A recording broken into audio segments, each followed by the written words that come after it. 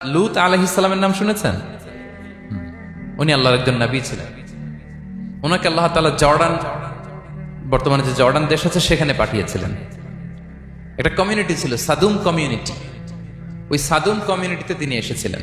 তিনিও দাওয়াত দিলেন, ইয়া কওমি ইবুদুল্লাহ মা লাকুম মিন ইলাহিন গায়রু, হে আমার কওমের লোকেরা আল্লাহর ইবাদত করো, আল্লাহকে মেনে নাও। ওরা অস্বীকৃতি জানালো, সত্যের প্রতি আহ্বান করলেন, অস্বীকৃতি জানালো। ওদের পাশ দিয়ে ক্যারাভেন যেত, কাফেলার লোকেরা ডাকাতি করতো, ডাকাতির শাস্তির ব্যাপারে তিনি ভয় দেখালেন। তারা নিবৃত হলো না। এমনকি তারা সমলিঙ্গের প্রতি যৌন আকর্ষণ বোধ করতো না, আউযুবিল্লাহ। হোমোসেক্সুয়ালিটি, এখন একটা গ্রুপ আছে দেখবেন যে রংধনু নিয়ে মিষ্টি মিষ্টি কথা শোনায় বিশ্বব্যাপী। তাদের সাইন হচ্ছে রংধনু, রেইনবো। তারা ছেলেতে ছেলেতে বিয়ে, মেয়েতে মেয়েতে বিয়ে, এটাকে প্রমোট করে, নাউযুবিল্লাহ মিন যালিক। আমাদের এই মুসলিম সমাজে যেন এই আবর্জনা প্রবেশ করতে না পারে, আমাদেরকে সচেতন থাকতে হবে, ঠিক কিনা? এই সাদুম কমিউনিটির একটা বদ অভ্যাস ছিল, তারা ছেলেতে ছেলেতে বিয়ে করত, পুরুষে পুরুষে। আল্লাহ নবী লূত আলাইহিস সালাম তাদেরকে বুঝালেন যে পৃথিবীতে কেউ এই পাপ কাজ করেনি।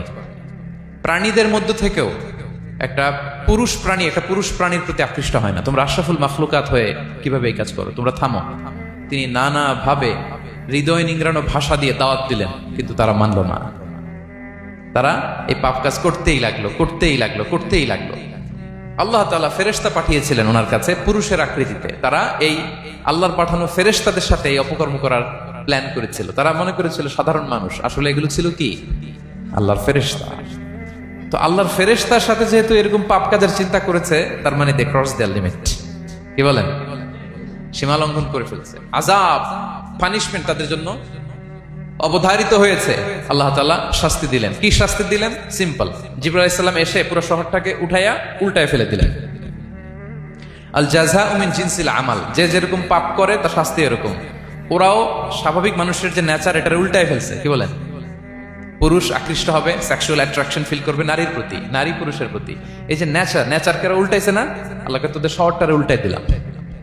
জিবরাইল আলাইহিস সালাম এসে পুরো সাদুম শহরটাকে আকাশে উঠিয়ে একটা আছাড় মারলেন, আপসাইড ডাউন। উপরের অংশ চলে গেল নিচে, সব মাটির অতল গহ্বরে।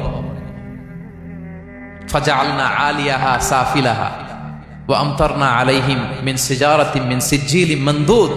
আল্লাহ বললেন, উপরের অংশ নিচে নিয়ে নিলাম, পুরো শহরটারে উল্টে দিলাম, আর পাথর বৃষ্টি বর্ষণ করলাম, সব শেষ। ওই জায়গাটা আজও আছে, ওইটা জর্ডান এবং ইসরায়েলের সীমান্তে। এটাকে এখন বলে মৃত সাগর, আল বাহরুল মাইয়িত আরবিতে, ইংরেজিতে বলে ডেড সি। কি সি? Dead sea. মৃত সাগর কেন? কারণ ওখানে কোনো প্রাণী জন্মায় না। ওই সাগরে কোনো মাছ নাই, কোনো ব্যাঙ নাই, এমনকি কোনো শ্যাওলাও নাই। গজবের জায়গা। লবণের density at least 10 times more than the natural sea. সাধারণ সাগরের পানিতেই তো কত লবণ, আমরা মুখে নিলে রাখতে পারি এত লবণ। ওইটার চেয়ে কমপক্ষে 10 গুণ বেশি লবণ রাখতো। গজবের জায়গা, আযাবের জায়গা। এবং আযাব কেন এসেছে? দে ক্রস দেয়ার লিমিট, তারা সীমা লঙ্ঘন করেছে। আর ইন্নাল্লাহা লা ইউহিব্বুল মু'তাদিন, আল্লাহ তাআলা সীমা লঙ্ঘনকারীকে পছন্দ করেন না।